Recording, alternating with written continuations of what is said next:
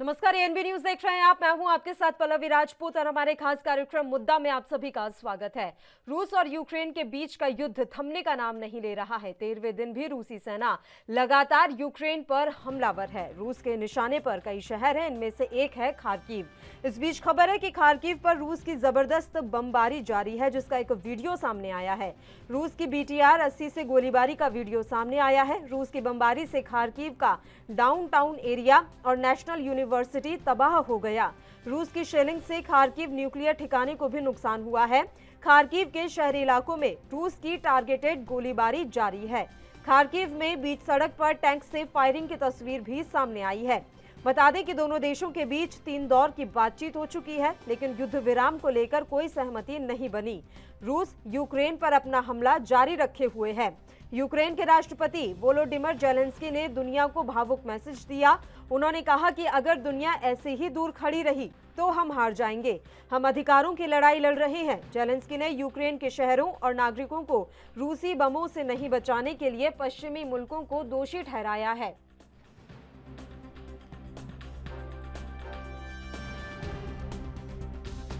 और जो ज़ेलेंस्की हैं वो तो शुरू से ही कह रहे हैं, उनके फॉरेन मिनिस्टर ने कल कहा था, प्रधानमंत्री हमारे फॉरेन मिनिस्टर के लिए भी और प्रधानमंत्री के लिए भी, कि वो प्रेसिडेंट पुतिन से बात करें, उन्हें कहें कि युद्ध रोकें। तो भारत ने शुरू से ही कह रखा है और वही कहा गया है। दूसरी तरफ यहाँ पर की है कि आप रिकॉल कीजिए, जब पास्ट में लार्ज स्केल पर एयरफोर्स ने, नेवी ने गल्फ वार में, लेबनान, लीबिया, इराक में बिना किसी प्रोपेगेंडा के इस तरह का काम किया था। अब आप प्रोपेगेंडा कर रहे हैं। देखिए, मीडिया का सिस्टम ही चेंज हो गया है ना काफ़ी। अब देखिए, आज मीडिया, सोशल मीडिया जो है उसमें सिटीज़न जर्नलिस्ट हो गया है। हर आदमी खुद लिख रहा है, तो मीडिया का रोल और भी रिस्पॉन्सिबल हो गया है। अब ये उस वक्त में जब हुआ था, उस वक्त मीडिया इतना ज़्यादा वो नहीं था, उस वक्त कुछ ही टीवी चैनल्स थे। तो ये कहना मेरे ख्याल से उचित नहीं है और ये बेकार में किसी बात को तूल देना है। अब ये तो मीडिया का काम है, वो अपने जॉब कर रहे हैं, कोई गवर्नमेंट थोड़ी ना करिए। और लेकिन गवर्नमेंट ने अगर मंत्रियों को भेजा है तो एक अच्छी बात है कि लोगों को बचाने के लिए भेजा ना, कोई टूरिज्म करने के लिए थोड़ी ना भेजा। चीज़ ये है कि वो यूरोप के जो देश हैं, यानी नेटो मेंबर्स जितने भी हैं, उनका कहना ये है कि वो असलहा देने पे तैयार हैं, पैसा देने पे तैयार हैं, मगर लड़ना उनको पड़ेगा। ज़ेलेंस्की ये कहता है कि हम आपकी लड़ाई कर रहे हैं, हमें खुल के आप मदद करो हर तरह की। वो जिस तरह की वो सपोर्ट चाह रहे हैं वो ज़रा मुश्किल है। दूसरी बात ये है कि मेरा पर्सनल कि वो जंग से मसले नहीं हल होंगे। यूक्रेन तबाह बर्बाद हो रहा है। मैं समझता हूँ कि जितनी जल्दी हो सके बातचीत का दौर सबको करना चाहिए। रशिया एक बड़ा शक्तिशाली देश है, उसको मैं समझता हूँ उसका एक बड़ा रोल है ग्लोबल पीस एंड सिक्योरिटी में। उसको अगर आप अलग थलग करेंगे तो और बड़ी समस्याएं खड़ी हो सकती हैं आने वाले समय में। इसलिए सबको मिलके बातचीत और प्रेशर और सीज़ फायर और फिर रशियन विड्रॉवल और रशिया की जो जेन्युइन सिक्योरिटी कंसर्न है उनको पूरा करने की कोशिश करनी चाहिए, तभी ये मसले का हल होगा। वरना ये एक दूसरा अफगानिस्तान मुझे बनता हुआ वहाँ पे नज़र आ रहा है। और यूक्रेन के बीच युद्ध थमने का नाम नहीं ले रहा है। इस बीच लगातार बड़े बड़े दावे भी किए जा रहे हैं। अब रूस ने ये आरोप लगाया है कि यूक्रेन किसी लैब में इस समय जैविक हथियारों पर शोध कर रहा है। इससे पहले भी रूस की तरफ से आरोप लगा है कि यूक्रेन परमाणु हथियार हासिल करने का प्रयास कर रहा है। वहीं पुतिन को घेरने की अमेरिका अब नई रणनीति बना रहा है। बताया जा रहा है कि अमेरिका रूसी तेल और कोयले के आयात पर भी प्रतिबंध लगाने पर विचार कर सकता है।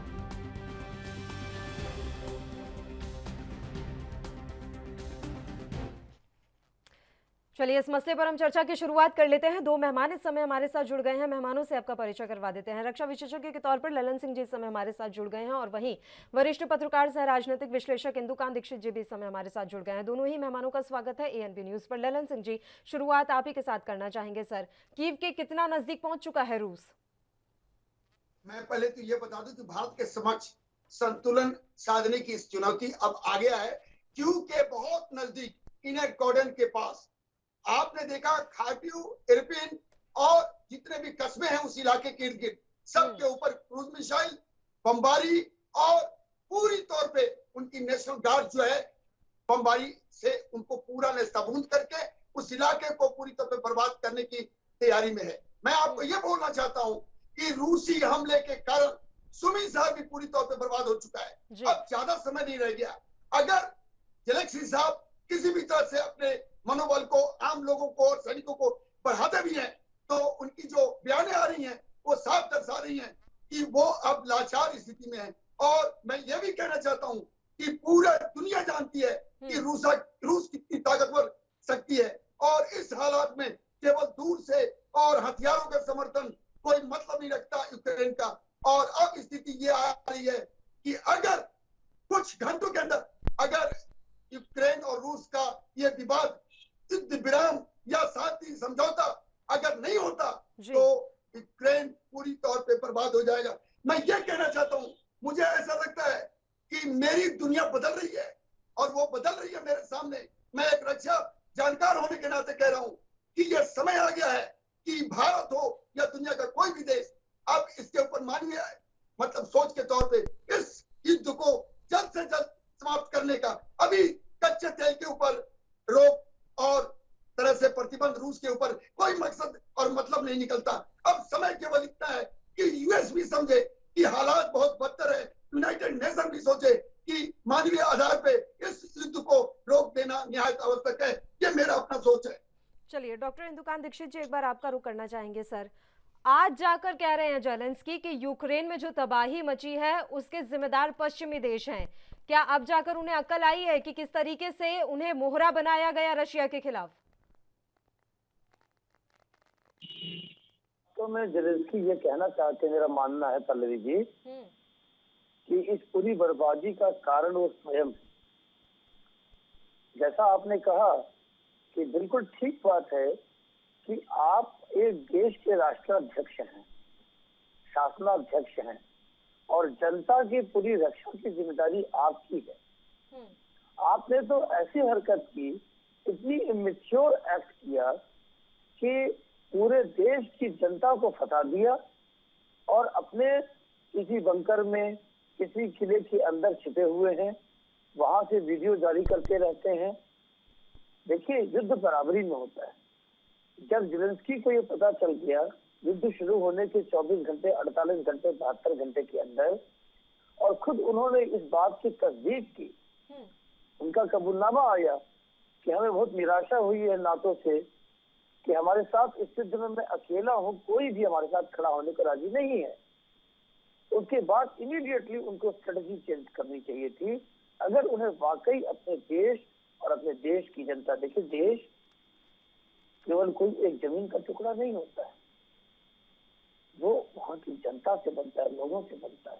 आपने जनता को बिल्कुल मारने के लिए छोड़ दिया, अपने छिपे हुए हैं, चैलेंज पे चैलेंज कर रहे हैं। ये तो वो कहानी हो गई कि कोई अपने दोस्त को पिटवाने के लिए खुद कहे, अगर किसी से दुश्मनी हो कि तुमने हमको तो मार लिया लेकिन मेरे दोस्त को मारोगे तो देख लेंगे, और दूसरी पार्टी जो मजबूत है उसने उसको ही पीट दिया, अच्छा फिर देख लेंगे। इस तरह करके आप पूरी जनता को मरवा रहे हैं, पर तुले हुए हैं। और आपको पता है कि आप रूस जैसी बड़ी शक्ति से लड़ाई नहीं लड़ सकते। या तो आप कॉन्फिडेंट हो कि हम अपने बलबूते पर अपने देश की रक्षा कर लेंगे, लेकिन जब आपने खुद स्वीकार कर लिया कि पश्चिमी देश जिन्होंने आपको उकसाया वो आपके साथ एक भी नहीं खड़े हैं, लोग अपने हथियार फिर भी सर ये जो युद्ध है इतना लंबा चल गया सर। देखिए, अगर हम रूस की बात कर रहे हैं तो रूस की सैन्य क्षमता, रूस के सैनिक कैसे हैं, क्या उनका पूरे विश्व में कौन से नंबर पर आते हैं, सब जानते हैं। उसके बावजूद 13 दिन लंबा ये युद्ध खिंच गया, इसके पीछे क्या वजह मान रहे हैं आप? देखिए पल्लवी जी, उसका रीजन स्ट्रेटेजिक है। किसी भी देश को आज की स्थिति में अमेरिका और रूस जैसे देशों के लिए, इवन भारत के लिए नष्ट कर देना या घुटने पे ला देना बहुत चंद दिनों का काम है। जो सारे आपके रक्षा विशेषज्ञ प्रारंभ से कह रहे थे जी कि 3 से 4 दिन में यूक्रेन को खत्म किया जा सकता है, लेकिन रूस का वो उद्देश्य नहीं है। रूस का उद्देश्य है वहां पे इस ढंग से सत्ता परिवर्तन करना कि वहां अफगानिस्तान की तरह गुरिल्ला वारफेयर में न फंसे हो। वो ये चाहता है कि स्मूथली डरा करके, धमका कर, घेरेबंदी करके जनता को इस ढंग की स्थिति में लाए कि जनता दबाव डालकर जेलेंस्की को सत्ता से हटा दे और फिर जो नया सत्ता वहां बने, नई सत्ता आए, वो रूस के मन मुताबिक बने। बस इतना ही उसका लक्ष्य है। और इसमें देखिए, अगर उन्होंने बम्बार्डमेंट कर करके कीव पर कब्जा कर लिया, जो आप देख रहे होंगे पिछले करीब 10 दिन से ये है कि आप सोचिए कि रूस जैसी ताकतवर देश की सेना 30 किलोमीटर पहले थी, आज से करीब 8 दिन पहले कीव से। फिर उसके बाद आया कि वो 20 किलोमीटर दूर है, आज वो कहा जा रहा है कि 15 किलोमीटर दूर है। जी। क्यों इतनी स्लो पेस पे वो आगे बढ़ रहे हैं? क्योंकि वो दबाव उन्होंने बनाया, और यही इसी रणनीति का हिस्सा था जब उन्होंने कुछ रेजिडेंशियल अपार्टमेंट पे भी साइड से हमले किए, डायरेक्ट हमले नहीं किए, जिससे जनता वहां से हट जाए, कोलैटरल डैमेज ना हो। क्योंकि देखिए, जनता अगर मारी जाएगी, आम जनता, तो रूस के खिलाफ उस देश में माहौल बनेगा। तब रूस को सत्ता परिवर्तन करा के अपने ढंग का शासन स्थापित करने में बहुत कठिनाई होगी। वो उनका उद्देश्य क्या है? अपने ढंग का शासन वहां स्थापित करना। और वो चाहते हैं कि या तो जेलेंस्की ही उनकी शर्तों पे मान जाए, और नहीं तो जेलेंस्की को वहां से भागने के लिए या अरेस्ट कर लिया जाए, मजबूर किया जाए, और उनकी जगह जो ज्यादा उनका लक्ष्य दिखता है कि अपने मन मुताबिक किसी शासक को बैठाया जाए। जी। अब आप देखिए कि अगर पूरा कीव पे हमला करके उसको कब्जा कर ले, ये उनका उद्देश्य होता, तो वो 3 से 4 दिन में कर लेते। लेकिन वो उनका उद्देश्य नहीं, उनका उद्देश्य वहां सत्ता परिवर्तन कराना और वापस अपने मन मुताबिक शासक को शासन दे करके वहां से पीछे हट जाना, कुछ शर्तों पे अपनी लगा करके, जो उनकी मुख्य शर्त थी कि आप नाटो के साथ नहीं जुड़ेंगे। That is it. इसलिए समय लग रहा है ये रणनीति के रूस का हिस्सा है। लेकिन जेलेंस्की इस जगह इमेच्योर एक्ट कर रहे हैं कि जिसके चलते उनकी जनता बिल्कुल बेरहमी से मारी जा रही है, और उन्होंने एक शासक के तौर पे, अच्छे लीडर के तौर पे अपनी जनता की रक्षा और उनके कल्याण की दृष्टि से काम नहीं किया है, उसकी दृष्टि से निर्णय नहीं लिया है, और पश्चिमी देशों के भ्रम में अभी भी अपने लोगों को मरवाने पर तुले हुए हैं। चलिए ललन सिंह जी, अब बात नेटो की ही हम कर लेते हैं। नेटो तो बड़ी सुरक्षित जगह से आराम से बैठकर सारा तमाशा देख रहा है। ठीक है, कुछ हथियार सप्लाई कर दिए गए, थोड़ी से सैन्य बल उनको भेज दिया गया है यूक्रेन को। क्या ये मदद काफी थी? आप तो आराम से बैठे हैं ना एक सुरक्षित जगह पर, आप तो जो तमाशा हो रहा है, जो तबाही मची हुई है, उसका बड़ा आनंद ले रहे हैं और देख रहे हैं देखिए क्या कर दिया हमने।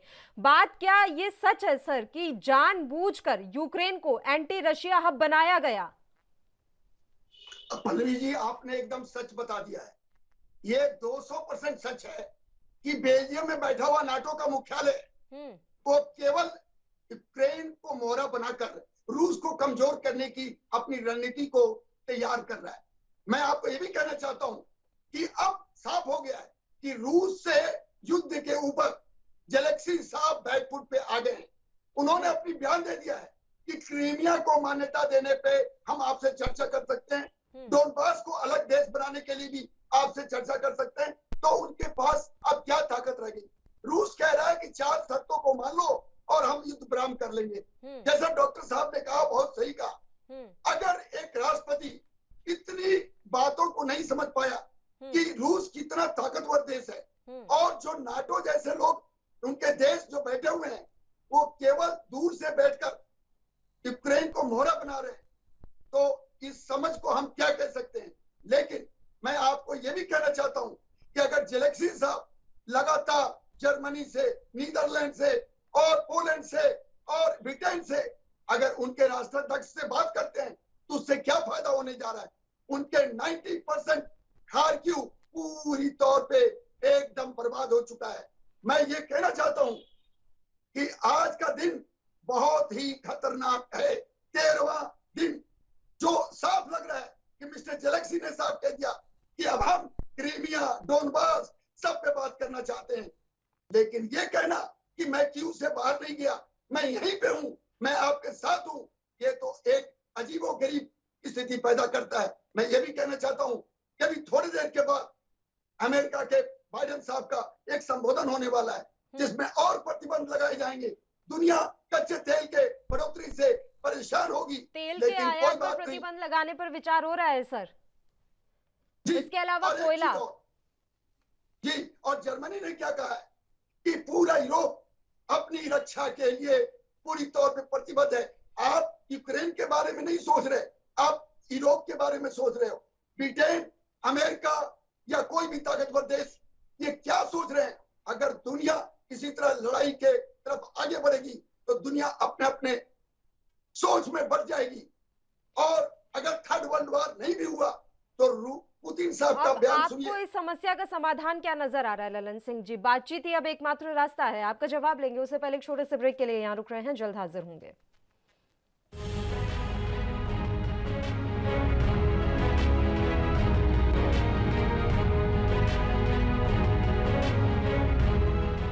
ब्रेक के बाद एक बार फिर से आप सभी का स्वागत है। ललन सिंह जी, आप ही का रुख करना चाहेंगे। सर, समस्या का समाधान क्या है? बातचीत के अलावा और कोई जरिया अब नजर नहीं आ रहा है। पहले तो मैं एक बयान के बारे में बताऊं कि भारतीय सेना अध्यक्ष ने कुछ ही घंटे पहले एक बयान दे दिया है कि यूक्रेन और रूस के इस जंग में भारत को हर वक्त युद्ध के लिए तैयार रहना पड़ेगा। और ये बड़ी सोची समझी बयान है। मैं इसके ऊपर इसलिए बोलना चाहता हूं कि उन्होंने यह भी कहा कि हमें अपने ही हथियारों से लड़ना होगा। यह बहुत बड़ी बात है। अपना डिप्लोमेसी और अपना सेल्फ डिफेंस। जो हालात अभी रूस, चीन और अमेरिका, ब्रिटेन और बड़े बड़े देशों की, जर्मनी की जो हालात दिख रही है, उसमें यह साफ हो रहा है कि हम किसी के साथ अपना मित्रवत रहें या तटस्थ रहें, लेकिन पूरी ताकत फौजी अपना आत्मनिर्भर, चाहे वो समय लगेगा, बट हमें शुरू जो हो चुका है उसके ऊपर मुस्तैद होना पड़ेगा। दूसरी बात, डिप्लोमेसी भी अपनी होनी चाहिए। तो यह जो जनरल नरवणे का जो बयान आया है वो बहुत मायने रखता है कि भारत को अपने ही वेपन से लड़ना होगा। ये बड़ी सोची समझी। लेकिन आपने जो प्रश्न किया है वो बहुत सही है। अभी संवाद की जरूरत है और यूएस भी समझ चुका है कि अगर लंबा और खींचा युद्ध तो रूस इतना जल्द हार मानने वाला नहीं। वो कहीं परमाणु बम और हथियारों का इस्तेमाल मत कर दे, क्योंकि बयानें लगातार आ रही हैं और यूएस और यूरोप की जो ताकतवर देश है उनका भी भारी नुकसान इसमें होने की संभावना बढ़ रही है। तो मैं उम्मीद करता हूं कि सबसे जरूरी शर्तों को थोड़ा फ्लेक्सिबल करके रूस और यूक्रेन के इस विवाद को जल्द से जल्द खत्म करना बुद्धिमानी है और विश्व को थर्ड वर्ल्ड वॉर के तरफ न जाने देने में सबसे बड़े फायदेमंद साबित होगा और आज इसकी जरूरत है। बिल्कुल।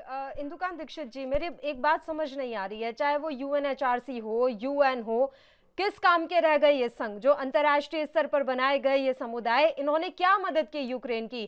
क्या यूक्रेन में खुलकर मानवाधिकारों का उल्लंघन नहीं हुआ? ऐसे में यूएनएचआरसी ने क्या किया? देखिए पल्लवी जी, ये चीजें कहना और उसको करना बहुत अलग दो बातें होती।